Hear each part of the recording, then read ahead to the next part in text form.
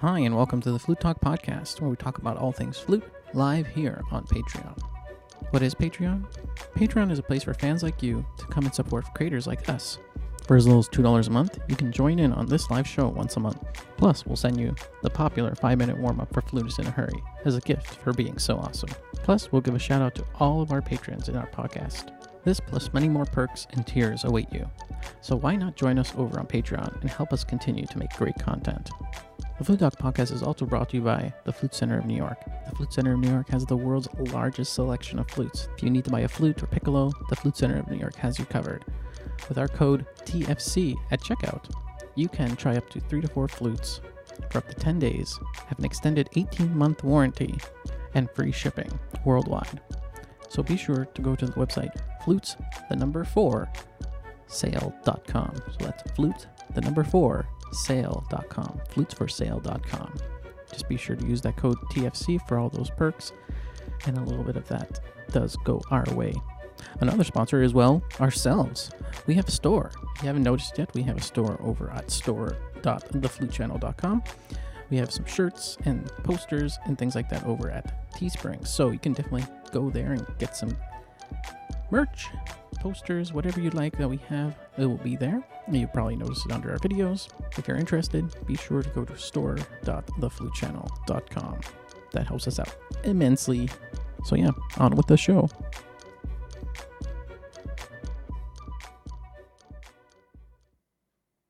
Hi everybody, welcome to the Flute Talk podcast. I'm Nick. And I'm Amélie. And this is the podcast where we talk about everything that's flute, and right here on Patreon, where we do it live once a month. If you want to join us on Patreon, just go to patreon.com/theflutechannel.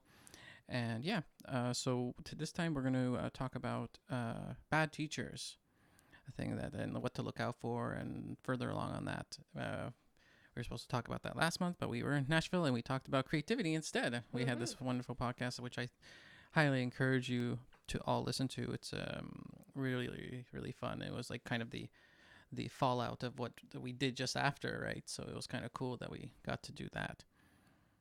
Yeah. And you are? Did you say Emily? Yes, I think you did. All right. Okay, there we go. So yeah, also we've had several, I think 5 or 6 more patrons this month. There's a shout out to all of you guys. You know who you are. And yeah, so what about bad teachers? What do you think about that? Like, I've had a couple. I've had, not even directly, like I've also, heard a class or something and the person kind of was not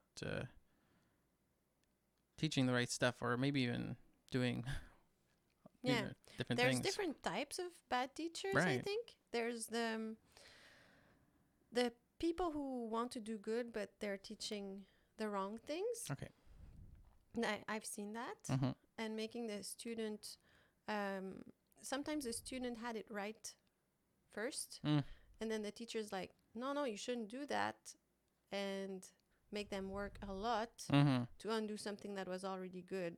Oh yeah, I definitely have seen that. Like, I've seen someone who, in master class, I told her like about her right thumb, she put it under the flute, and then the flute was rolling a lot, and I said, would you like to try to put your thumb in the back and push forward? In this way, it would help. And she said, that's how I did it before.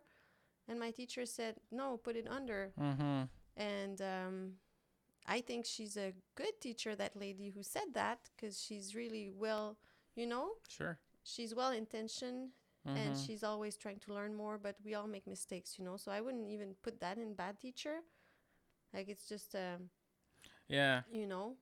Right, because it's kind of a big spectrum. They still give love of music. Yeah, and they're there's nice still people. Something there. But the real bad teachers to me are people who are not well-intentioned. Right. Who have their own issues, maybe. Maybe they don't want their students to succeed that much. They want them to be good enough so that they look good as a teacher, but not so good that they feel threatened. Or that's the real bad teachers, I think. Because a good teacher who brings you to master classes and makes you learn new things and is open, and if they make a mistake, they say, oh yeah, maybe that was a mistake, and they can look back on their, because we all make mistakes. That's not a bad teacher for me. I remember like once, and I think this is kind of going to roll back to like what is a good teacher, but You know, I remember one week, all the people in my studio, we all had our teacher would literally just talk about one thing and apply that to every single student when most of those students didn't even have that problem. Only one person did. So I would ask, oh, what'd you work on? Oh, I worked on this, like this topic A. I'm like, oh, so did I. And then I asked another one.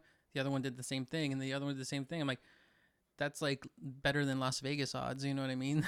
To have that everybody has the same thing. So I think looking for a good teacher, you want a teacher who really can adapt to you, because I think nobody's exactly the same. There has to be some differences, but if there's like a lot of things that are the same, there's something going on, I think. Even in master class, I've seen that, you know, different people come to play, right, and get the exact same remedy for everything. It's as if you went to the doctor and the doctor gave the same medicine to everyone. Like you have a heart problem and I have a liver problem, and we get the same stuff. You know what I mean? Yeah. And I've seen that in masterclass, and I think a teacher, it's a bit like a doctor in a way, because you look at the student and you try to figure out, you know, what in that playing is not optimal. How can I help them?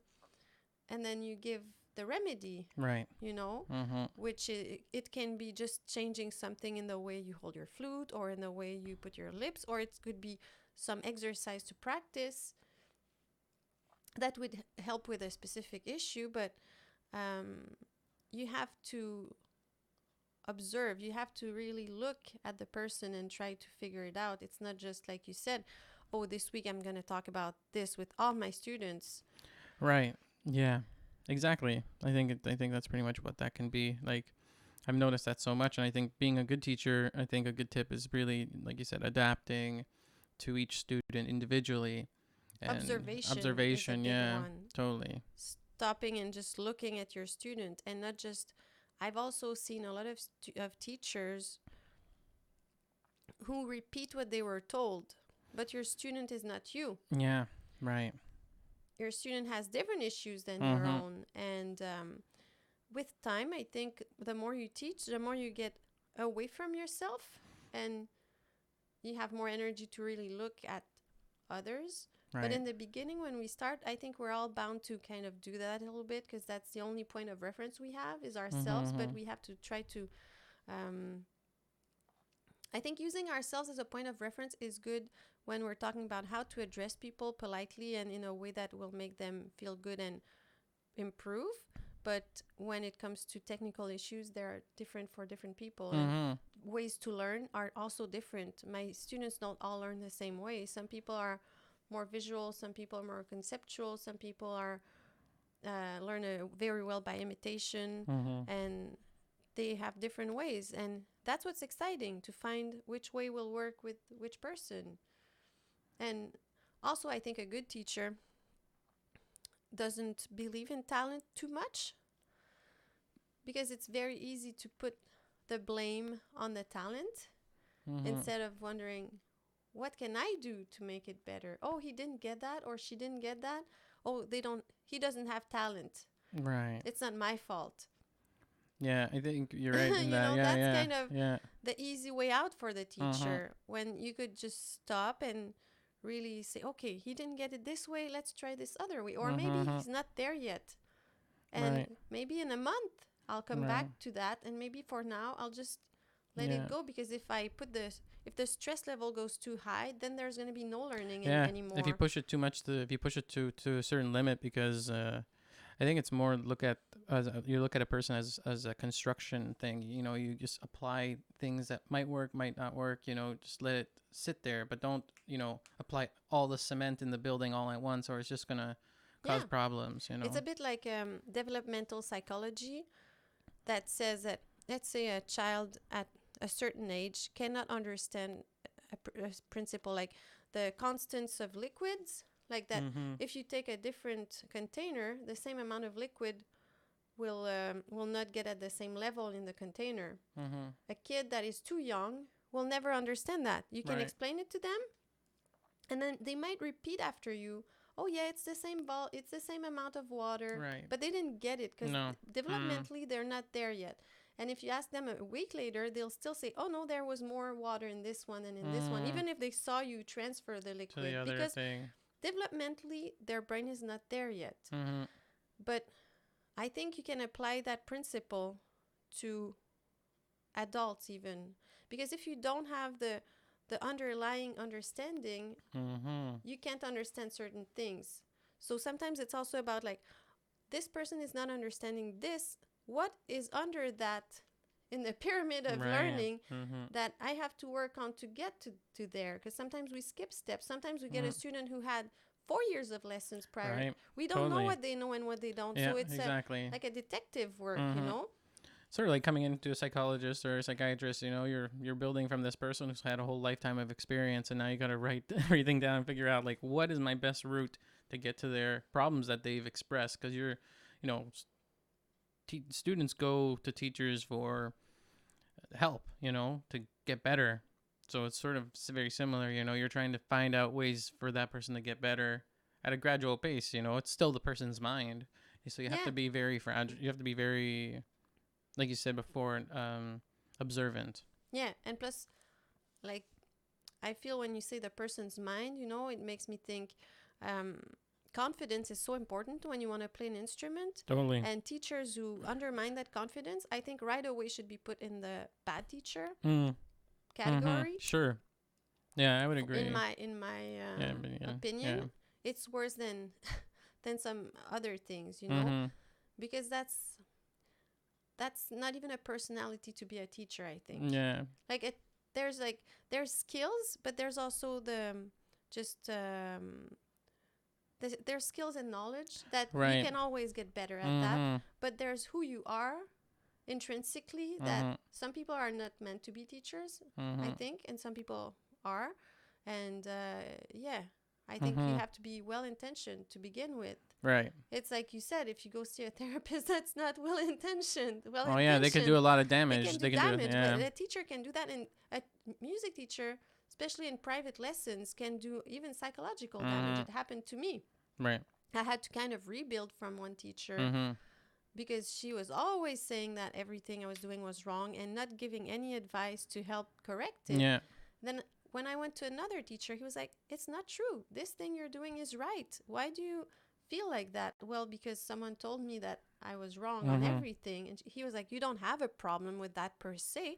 But if you want to progress in that, you could work this way and this way and this way. And you could do these exercises. Try this or this. Yeah. If you want to get better. But I don't think you have a problem with that. But you can always improve. Try these exercises.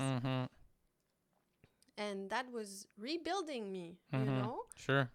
But yeah, if you feel that someone is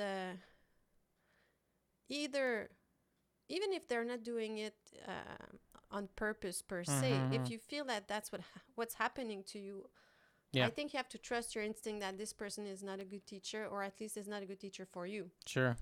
And that's my opinion. Because I don't believe in that idea that you have to kind of destroy someone to rebuild them. I know there's been this idea for a while, and there's even movies where you show people suffering a lot from learning music.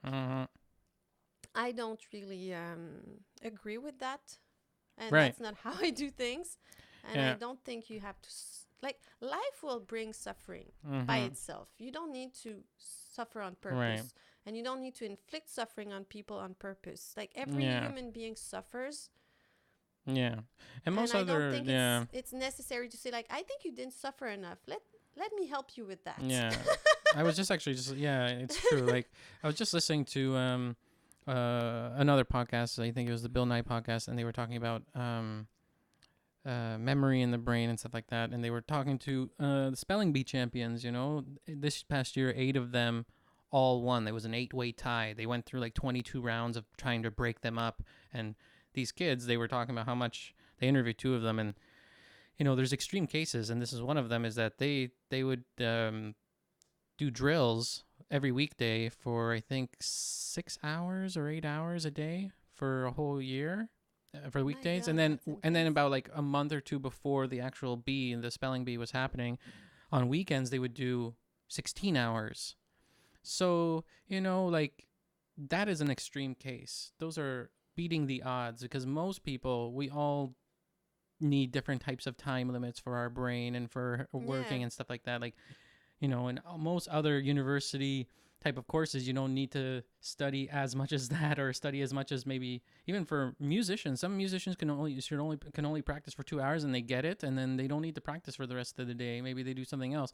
But we put that thing, like you just said, like breaking down a person. Oh, you got to practice 6 to 8 hours. You got to put in your time in order to get to the next threshold, the 10,000 hour thing. Like, Has you're to bleed Nirvana. or you're not doing it right. Yeah, right. But I mean, like, a lot of people put that thing, like, if you get to 10,000, you're now past the threshold. Now life will be easy. No, that's an imaginary threshold. Yeah. The threshold could be way before. It's different for I don't. everyone. Is this thing of 10,000 hours based on any scientific study, or No, it's I think it's been pop science? I think thing I think it's been or part of culture. I think it's pop been pop culture? culture, but I think it's been around for even a couple hundred years. Like, I think also people misconstrued the idea. Like, there's But I yeah. have to agree with the fact that if you do something a lot, you'll get better at it. If you're conscious of doing it, yeah. If you have all those elements behind it, yes. If you practice without, like you said, without being focused on what you're doing, Yeah. or you're super stressed, or you're practicing the wrong way because your teacher said to do this thing with your mouth, Sure. and that's not helping, Right. well, then you're practicing a bad habit. Yeah. If you're practicing a bad habit, because I remember practicing a lot and not improving, Right. and then understanding a technical element and then improving Correct. in an Right. hour more than I would have improved in 20,000 Yeah, hours sure. of practicing the wrong Yeah. way. If you practice the wrong squat for 10,000 hours, you're gonna hurt yourself. Yeah. So I was just getting better at playing badly, you Right. know, and yeah, I see yeah, that you're a getting lot. better at playing badly. Yep. Exactly. So it's that awareness thing, like coming into a practice session with awareness and knowledge. good rest and knowledge. Yeah. Because if you don't know the best way to do it, Yeah. or if your teacher is teaching Yeah, told you a way. the wrong Yeah. way, and How can you know? That's what yeah. I think. That's also another thing. Like, we've talked a little bit about good teachers. Like, what is a good student? A good student, I think, is a person who takes what the teacher tells them, but also explores other avenues on their own, because they're on their own pursuit as well of development. I think it's, for me, it's always been different avenues. like, say, like, there's a thing, like, they teach them a specific way of doing something, but then they're like, oh, let me also try this on my own without, there's no need to tell her. You can just do both and just see what feels better, and then tell her, hey, I feel better doing this. It's about that sense of exploration, Yeah. I think, instead of being restrictive. I've had teachers that were very nice and That's had good, yeah. very little ego, that would have been like, oh, that's interesting. Yes. Let's look Yeah, into that's, it. yeah. You feel better this way? Oh, yeah, I could see why, because the weight or whatever. But Yeah.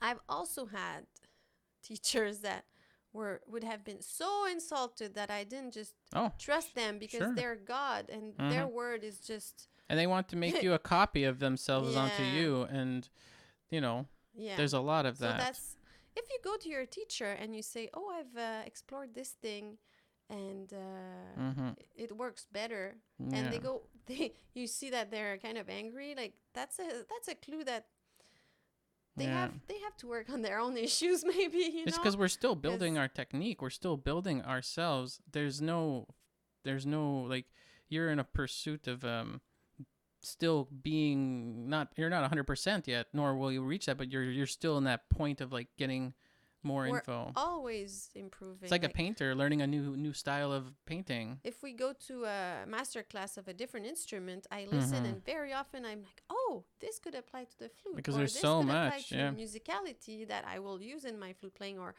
so. But yeah, because it is certain that other instruments do dive into different time periods more. There were some periods, or whatever, like you just said, technical or technical aspects that aspects you can use. Yes, yeah, And or if you listen to a violin, the way violins play vibrato, it can also instruct you on, because they have it visually, you can see it, and in us, we don't see it. So it can kind of instruct you on how to do it yourself. Like, there's many ways of learning. Yeah. But yeah, I've had a teacher, like my bad teacher experience, like, would not want us to go to master classes unless it was the ones she chose for us. And same with you know, Yeah. it was really like we were hers. Mm-hmm. For Mm-hmm. Like a possessive thing, almost like a possession, like being possessed or controlled, I guess what you said. Yeah, controlled. Yeah. And I think you can't be everything for someone. No. You can't be everything. You're just a part. Someone. You're just a part. Always a part of something, but not the whole, ever. No matter how good a teacher you may be, because another person's perspective can be just as powerful, or another perspective. Yeah, another way of looking at it. So there's a lot of things like that. So being a good student and learning how to be a good teacher, those are all things that are like, I think we all can be more aware of for sure. But I think also being a good student, if you have a good teacher, it's easier because you can also, this way you can kind of trust and let yourself go and just do what you're told in a way, and just, you know what I mean, like practice knowing, okay, I'm gonna get better with those types of ways of doing things. But you discover it through trying. If you're with a teacher and you're not improving at all, doing what they say, maybe it's not a good fit, or maybe it's not a good teacher. If you're improving, I've had students who said they couldn't play up to a certain note, and then with 1 or 2 lessons with me, they could. And then then they were convinced that if I said you should practice that, they kind of did, because they're like, okay, it works. What she says works. So that's the best way to know if the person is telling you things and it works. Maybe you can, that's easier, because you don't know what you don't know when you're learning, and you don't, it's so much easier when you have someone who shows you the way. Shows you a path for sure. Yeah. Then you can explore as well, but at least you have this. Exactly. Yeah. There's it's the same. Like you have to have, like, for myself, it was like that, sort of like a possessive thing. But the main thing was always like the teacher always taught the exact same. It's like they had a rubric, like, oh, I'm only going to talk about this week and that week. It's kind of lazy. Yeah. It's very lazy. It's like, I remember my teacher, who was not very good, was doing that too. Like, oh, what did she talk about this week? Oh, she would talk about this thing to everyone. Yeah. It's as if she had a list. Like, I have 15 weeks per semester. First week I say this, and then and it's like, how can you teach 15 people that way? Like, 15 people are not all the same that way. They all came from different places, different types of teachers. You're assuming that. And they don't they're need the same all lineage. the same technical exercises or the same sound exercises. One might need more tonguing exercises, and the other may have difficulties changing register, and the other one, like, how can you do that? I don't know. It's But also, like, when you were talking about being conscious, because I think, like, the teacher, also a good teacher, is someone who makes you aware of things that you are not aware of. When you have those aha moments, when they say, listen, I'm going to play the way you play it, but I'm going to exaggerate it so you really hear it. And they're like, oh, you're right, I do this. And those aha moments that make you more self-aware. Totally. Like, not feeling guilty or anything, just being like, oh, that's what I'm doing. That, let's say flutists very often do this thing where they play the note, and then when they kind of test the water. Like, they put their big toe in the water. They're like, oh, the water's good, then they go in. So they play very softly, and then they put more air. When they like the sound, they put more air. So the swelling. The swelling. Note, Usually, they're not aware that they're doing that. But if you point it out and you imitate them, it can be taken care of pretty quickly. But you have to go back, because if the student has been doing that for 5 years, it's not going to be taken care of in 1 minute. No. But if you say, oh, you're doing it here again, and then, oh, you're right. Because it's not just about, trust me, I know. It's about, did you feel it? Did you notice it? Because if you didn't, then when you go home, you're still not going to. Yeah. So it's being aware, but it's also, again, I think the ball is in the teacher's court to show how to be aware as well. Yeah. And make sure that, understand that there's no learning if there's no change in the way you see things. Sure. Because learning is, you have perception or an understanding of Mm-hmm. a concept or Mm-hmm. of something in general, and then you shift that understanding to something else. You Sure. understand that was not efficient, or it was not the right way, or it was not true, Mm-hmm. and you switch your perception or your understanding. That's learning. Right. Yeah. Doing 3 scales is not real No. learning. No. You No. know, like real deep learning is changing your vision of the world, or Mm-hmm. realizing I'm doing this. How can I Mm-hmm. modify that? I think Right. that's true learning, and that's still the job of the teacher. I think Mm-hmm. Mm-hmm. I'm really into like, because as a teacher, I try to ask myself what's under my control here, because it's so easy to put it on the students, Mm-hmm. because you always have people who learn no matter what. Mm-hmm. There's even studies that show that, let's say, for learning how to read and write, most kids can learn from any method. Mm-hmm. But then you have a couple of kids who have different issues that make it more difficult for them to read, and that's with those kids that the different methods will really make a huge difference, you know. Sure. But you always have people that are super talented and can learn even if they don't have a very good teacher. Mm-hmm. But it doesn't, like, it that's why it's so, I don't know, you learn more from more challenges, Right. in a way, you know. Yeah. Well, that's It's not just saying yeah. practice this and practice that. That's what No, I mean. no, no, It's no. really, Yeah. It's pretty clear. yeah. So yeah, let us know if you're a teacher or a student, or tell us your Yeah, what do stories. you think? Yeah, what do you think of that? Are Do you we have comments on the live? no, Or no, I don't think we have any today. But that's the thing with the live show. We have questions in the Patreon. People leave us questions, and a lot of people were talking about bad teachers last month on the Patreon group, and so so that's and why we had we some picked comments. that Yeah, that exactly, right, and just talking about those types of things. So, but if you're listening to this in post or on a podcast or on your headphones, just go to our YouTube page and leave a comment on the video there, or join us over on Patreon. Patreon.com/the Flute Channel. For as little as $2 a month, you can help keep producing this show, which we do once a month, and also future videos that we do for the channel. That helps us out as well. And we'll also be doing FluteCon in August. We're going to be doing it hopefully right before school starts for everybody. So it'll be 1 day event live with Emily doing masterclasses live online. So if you want to play for Emily in a masterclass type of setting, if you've never done it before and want to try it, this is kind of an easy way to get into that type of world. Yeah. And it's you can go and sign up for the newsletter. We're going to be putting out information in about a week or two, hopefully, when we come back. So you can go to flutecon.com. So FLUTECON.com. And like the difference between the masterclass format and the private lesson, let's say, is that when you do your private lesson, you just have your lesson with me, Mm-hmm. and then that's it. Right. It's good. It's fun. And it's even better if you get a couple, so you can have like you work and then I. Exactly. But the masterclass, what's fun about it is that you get your time to play, or you can also be an auditor and Yes. just listen. But once you're done playing, if you're playing, you can listen to everyone else. Yeah.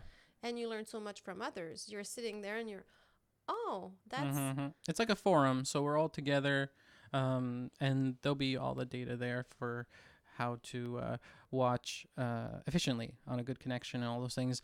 And yeah, and so we'll have the pricing and everything. It'll be affordable, and so go and sign up for the newsletter. You'll be the first ones to get the first crack at it. And then it's first come, first serve. And you can choose anything. Like, you don't have to play a piece per se. You can play a piece, of course, but we can work on a technical aspect, like exactly high register or whatever. We can also do a study. We can do excerpts. We can, it's mostly like a time slot that you get. And you do whatever you want during that. Exactly. That time. It's very unconventional. There's no audition material, no nothing. It's just first come, first serve. So if you're listening in on this, be sure to sign up for the newsletter. That way you get first crack at it. Then we're going to open it to the public about a week after. So. And when you're in masterclass, you learn. When you're listening to a masterclass, my opinion is that you learn as much from beginners than you learn from advanced or intermediate. 100%. Totally. I've learned a lot by watching beginners. Sure. Because anyways, the basics are always the same. Yep. A real pro is just someone who masters the basics. Yep. Because there's not that much to it. Yep. Like, But experiencing is what you're really asking for. You're trying to get with anything creative. You have to apply it in front of people. You can't just practice inside your room all day, all night, and not have an audience. Music is an audience artist relationship. So getting out there and playing in front of people that also love the instrument, it's just a really good experience. So yeah, flutecon.com. Also, go to our store.theflutechannel.com. We've been selling posters, shirts, all these different things. There's a shirt there. It's pretty cool. That's the Just Practicing shirt. And then if you want lessons or anything, go and email us at info@theflutechannel.com. You can have online flute lessons, or if you're in the Montreal area, be sure to email us there. And you can take a couple lessons. You can take a package. You can do whatever you want. We'll make it work out, and we accept any level. And yeah, it's fun. And then that's it. We're going to be. I think if people want a flute. Yeah, if people want a flute, I think from at the beginning, Flute Center of New York. TFC is our code, and a lot of people use it. Thanks so much, and thanks to our patrons too. Yeah, new patrons this month. It's exciting. Yeah, more patrons, and thanks to Flute Center of New York. If you want a flute, go there. Flutesforsale.com. Yeah, and then we're gonna be gone. We'll still have a new podcast at the end of July. We'll be at VidCon in July 10th to the 14th. So we'll be there. I think you're gonna be there on the Saturday, but I'll be there the whole convention, and we'll be in LA for the whole entire next 2 weeks. So if you're in the LA area, email us, see what's up. Well, maybe we'll do a meetup. We'll see what happens. Yeah. And so until next time, I'm Nick. And I'm Amélie. Thanks everybody. See ya. Thanks. Bye.